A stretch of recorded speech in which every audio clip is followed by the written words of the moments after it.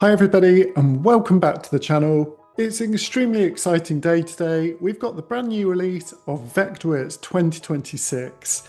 So I'll be planning to make loads more videos for you on the new features, and as ever I'm here for your training and support as well when you're ready. So let's jump into some of the new features that you're going to find in the latest Vectorworks 2026. Now Vectorworks has always been an all-in-one software, and the really great thing about it is that it's very strong in all of these disciplines. So in terms of core technology, we've got some really nice new features, and one of my absolute personal favorites is the ability to enhance your drawing clarity.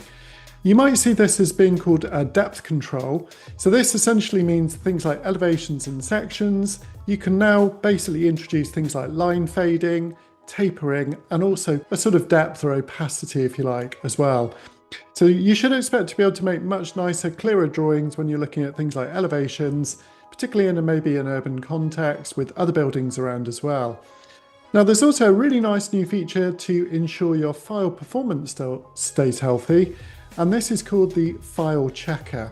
So basically this will check a number of different things which over the years people might have kind of realized can cause issues within your design files. So there's a whole raft of different checks and tests, and basically it's a really good way to keep track of your file health. Now with Worksheets, there's some dramatic improvements here, and one of the big ones being that you can now split Worksheets pretty much into as many different categories or sections as you like. So this makes it so much more easy to do big spreadsheets with lots of categorization that you can split and just present on multiple pages as needed. This used to be quite fiddly before, and they've made this much easier. So you'll see there's also a whole raft of other cool features, things like streamlined marionette, offset faces in one click, more support for OBJ batch control, collaborating with DWG is always important, so we need to keep improving that. And basically, you know, the user interface and the interaction of the Vectorworks software has been kind of streamlined a bit more too. Now we've got some great rendering in Vectorworks, and also, you know, combine that with things like the data and the visualization. It's an absolute all-rounder for your architectural design workflow. So I'm really keen to break this down for you on a few of these features today.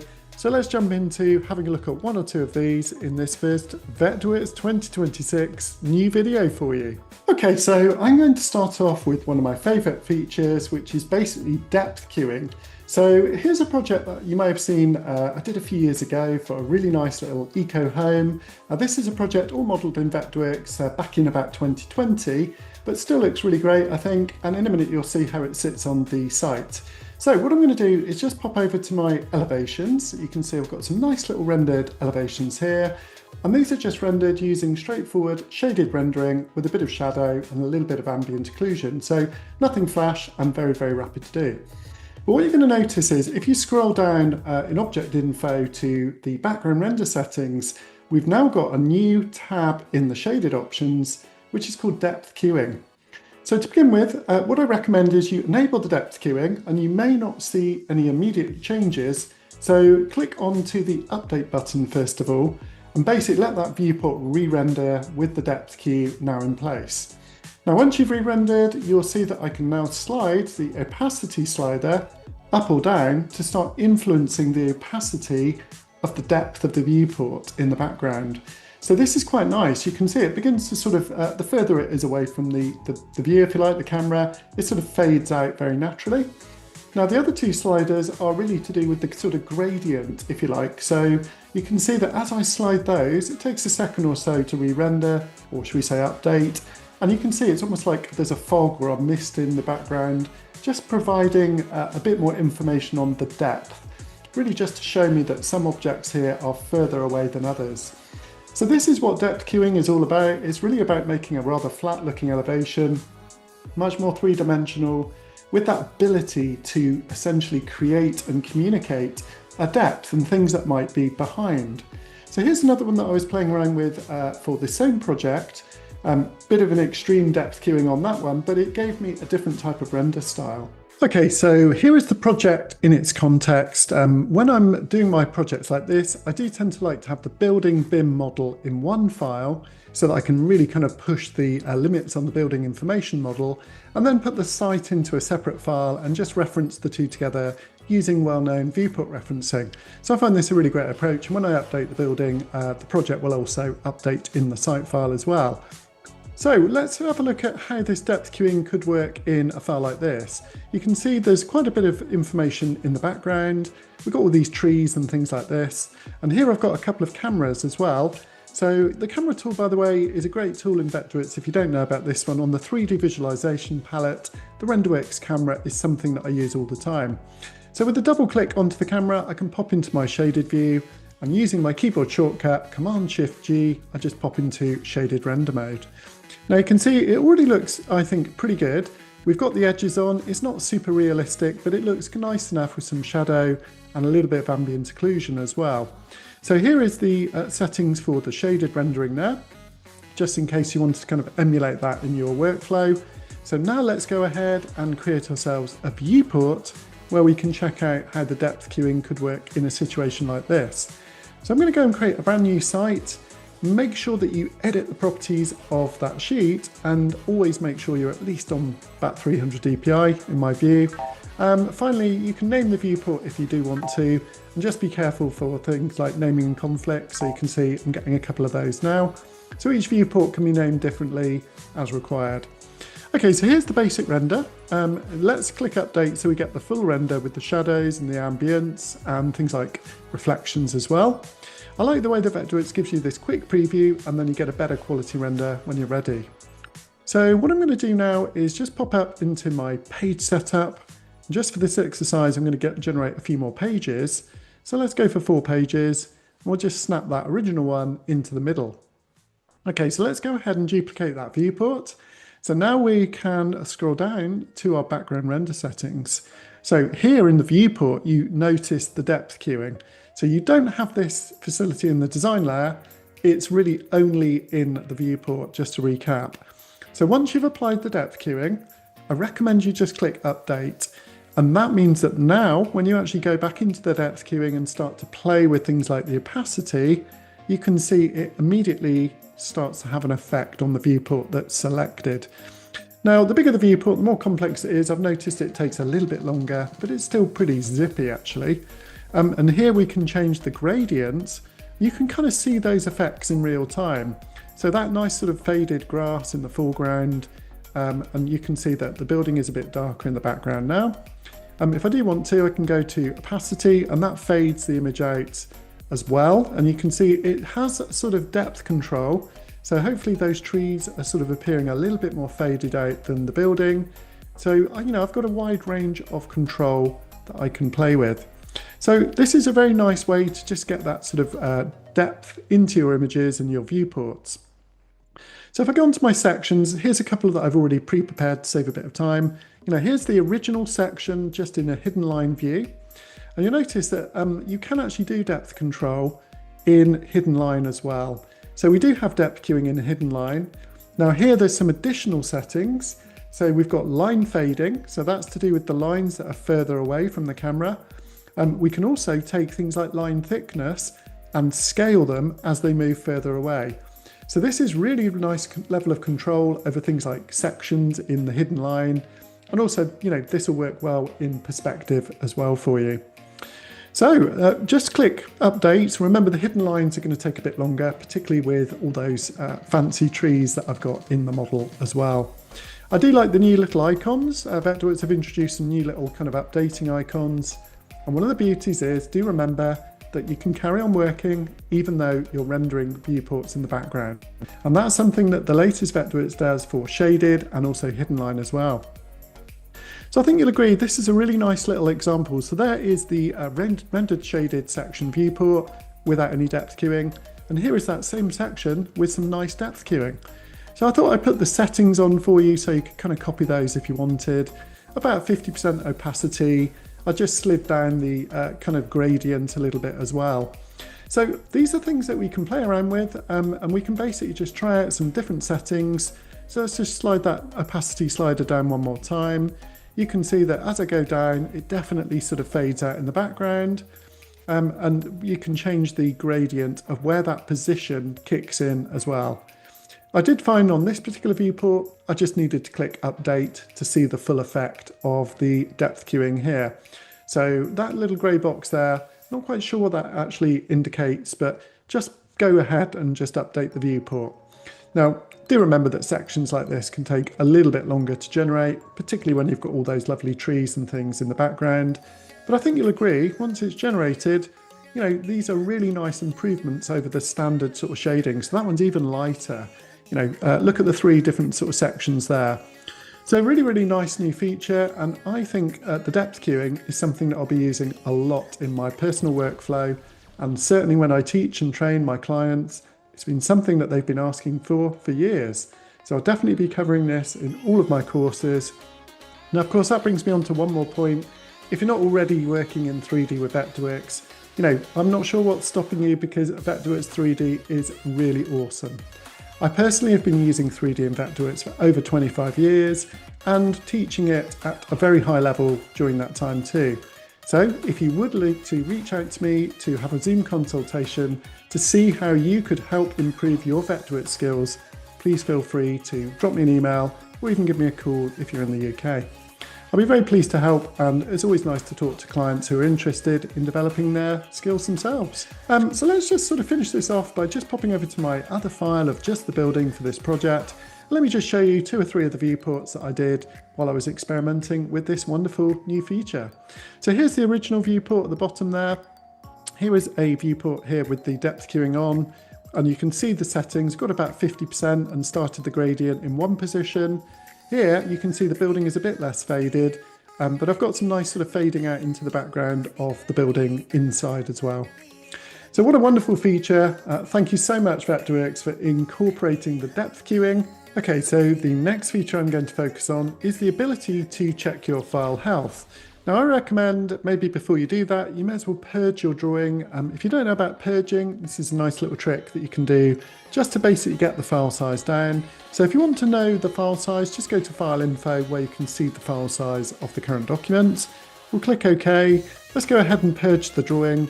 You know, things tend to build up in the file that you don't really need after a while. You can see there's like 20 textures and a bunch of components and kind of symbols and hatches there. So once you've purged, if you just save, go to File Info once again, and you'll notice that I've saved, well, not a huge amount, but 8 megabytes, but more than that, I've got rid of some of the clutter.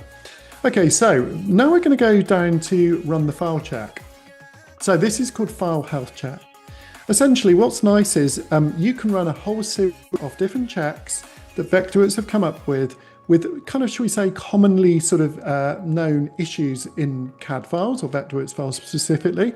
So for example, what it's done is identified that I've got one super complicated hatch in here. And what that can do is lead to slowness in the operation of the Vectorworks file. So it's a really good idea to be able to pick that up, and it wouldn't be something that I'd be aware of otherwise.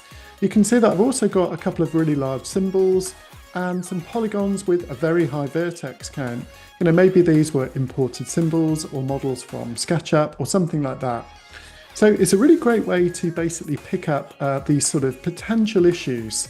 I've also got some sweeps in there, I can see, embedded in some doorknob symbols. You know, these are tiny little things that I probably wouldn't even notice, but they actually are slowing my file down and taking up unnecessary file size as well. So the great thing is with the file checker, you can see with this hatch, I can go into it, identify that particular hatch, delete it, or even better, swap it out for a different one that's fairly harmless. So you can see that now I've got green checks against most of those. So it's sort of flagged up that I've solved those issues. Here I can also locate the particular item that it was referring to within the model. So this is going to save you hours of checking your model. You can see it's got a very high polygon count where those holes are. And that's all internal. You know, I wouldn't even notice that when I was doing a rendering. So these are things that are completely unnecessary, saving a lot of kind of file size, but also more than that, you know, saving you pain in terms of rendering time and sort of manipulating your Vectorworks files. So I do really like this new health checker. I think this is a very welcome aspect of Vectorworks, and it will certainly solve a lot of the technical support issues that you may have had with any projects before. So there's some really cool features, like it can reduce things like texture sizes if you load in a texture that's way too big. It can even do things like reduction of the amount of colors in a file as well. So, have a little play with this. Some of these can be auto-resolved. So what that means is you can auto-resolve things like the polygons, not all of them. Some of them are manually resolvable. But the great thing with the file checker is it will actually identify where those objects are. So you can essentially find them, or maybe at least know where that symbol is and decide, let's delete that symbol, or let's swap it out for a different symbol. Okay, so run the file checker and have a look at how you can actually hide the resolved issues as well. Within the checker itself, there's subdivisions. So gradually, if I can keep working on this file for a few minutes, I should be able to get all of those ticks in the green and solve a whole wealth of problems, some of them that I didn't even know existed in my project. So I don't know how much I've reduced the file size, not a huge amount, but more than that, I've saved a lot of time and maybe kind of crashing and other aspects that wouldn't be, ideal. So let's go ahead and just see what the file checker comes up with on this project for the site as well. Okay, so let's kind of just pan into a nice view here. Not that we need to do that for the file checker, but it's fun to show you how cool Vectorworks looks in 3D. We'll go down to check file health. We'll run all the tests or specific tests. And what's nice is, you don't need to run all of them. You can see that I can immediately pick up that hatch one again. So that's because this file has obviously got the model referenced in. So once again, I can delete it and just reassign it to sort that particular problem. So now having done that particular one, a whole batch of other things are resolved. So that one little hatch was causing no end of trouble. I wouldn't have been aware of it if it wasn't for the file health check. So I think this is a wonderful command. I really expect it to improve the quality of your projects and your files, and certainly eliminate a lot of the kind of standard tech support issues that you may have experienced before. Okay, so I just want to come on to a final little feature that I noticed that they've introduced, which is extremely welcome. And it's one that over the years I've come up, and I'm sure you have many a time. So the very first thing I'm going to do is just create a report onto a sheet layer. I'm going to go for a furniture report because I've got a fair bit of furniture in this particular project. So I can generate a furniture with IFC data report. And lovely as it is, it comes up with a beautiful schedule that looks fantastic. But here's a new feature. If we right click, you'll notice that down there's some options to split our worksheet, either split in half or even better, split where you actually click. So now basically I've got two worksheets, or should we say one worksheet that's now split into two. It's the same worksheet, it's just split into two sections so that I can resize each one, move them around and give priority as required. So what a wonderful feature. Now when I open up the spreadsheet, you'll notice it still opens up as one spreadsheet because it is one report, one spreadsheet. So if I want to, I can do a nice little feature here, which is basically create a new column here. And if I right click, I should be able to insert an image function in there as well. Now to begin with, you can see a tiny little preview of my items of furniture there. Okay, so now what we're going to do is go to format. Now I was sort of fairly new to this. I was looking for right click format, but there it is up on the top bar now. So you can see that Vectorworks have done some really nice improvements to the interface of our worksheets. And this is much more familiar, like Excel or maybe Numbers, if you're an Apple user as well. So here we go, we can change that view to the right isometric. We can bump up the size a little bit, so it's a little bit easier to see. And finally, I'm going to choose shaded render mode. So when I click OK, you should see all of those cells re-rendering with a little nice preview of each item of furniture. There we go. So there's all those items of furniture that the spreadsheet is referring to. So now let's kind of make these a bit bigger. We can move them around again, resize them as required, and you can see those little kind of low resolution previews there. Now, if I up the size of the cell, I'll get a better quality preview, or if I make the spreadsheet a little larger on the sheet, that will also help as well. Okay, so that looks much better now I've made it larger, but now I need to split the schedule once again. So let's go for this, right click, let's split the worksheet image at the next click, and let's just click there above. And you can see it was very easy for me to split the schedule exactly where I wanted it. Now, the really cool thing with this is you can even have these schedules now across multiple sheets. The same schedule, but just split nicely across multiple sheets. Previously, you honestly had to duplicate lots of schedules, put in some sort of layers or class filters in so that you were only looking for certain items or numbers, that kind of thing. So a lot more hassle.